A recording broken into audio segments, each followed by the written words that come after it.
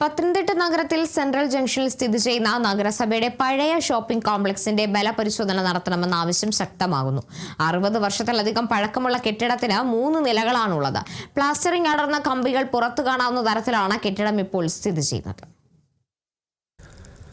അൺഫിറ്റായ കെട്ടിടം പൊളിക്കണമെന്ന് നഗരസഭയുടെ എഞ്ചിനീയറിംഗ് വിഭാഗം കഴിഞ്ഞ ഭരണസമിതിയുടെ കാലത്ത് റിപ്പോർട്ട് നൽകിയതായി മുൻ നഗരസഭാ ചെയർമാനും ഇപ്പോഴത്തെ കൗൺസിൽ അംഗവുമായ എ സുരേഷ് കുമാർ കേരള വിഷൻ ന്യൂസിനോട് പറഞ്ഞു. വ്യാപാരികൾ പറയുന്നത് അതിന് യാതൊരു കാലപ്പഴക്കവും ഇല്ല എന്നാണ് അവർ പറയുന്നത്.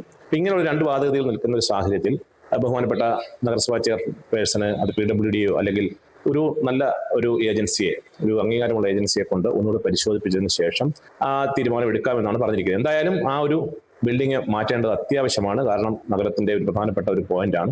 അപകടാവസ്ഥയിലായ മിനി സിവിൽ സ്റ്റേഷൻ കെട്ടിടത്തിന് തൊട്ടടുത്താണ് നഗരസഭയുടെ ഈ പഴയ കെട്ടിടം നിലകൊള്ളുന്നത്. വാഹനയാത്രക്കാരും പൊതുജനങ്ങളും ദിവസേന കടന്നു പോകുന്ന തിരക്കേറിയ പാതയിലാണ് ഷോപ്പിംഗ് കോംപ്ലക്സ് സ്ഥിതി ചെയ്യുന്നത്. വ്യാപാരികളുടെയും പൊതുജനങ്ങളുടെയും അടിയന്തര യോഗം വിളിച്ചുകൂട്ടി പ്രശ്നത്തിന് പരിഹാരം കാണണമെന്ന് സുരേഷ് പറഞ്ഞു. Kerala vision news, Pathanamthitta.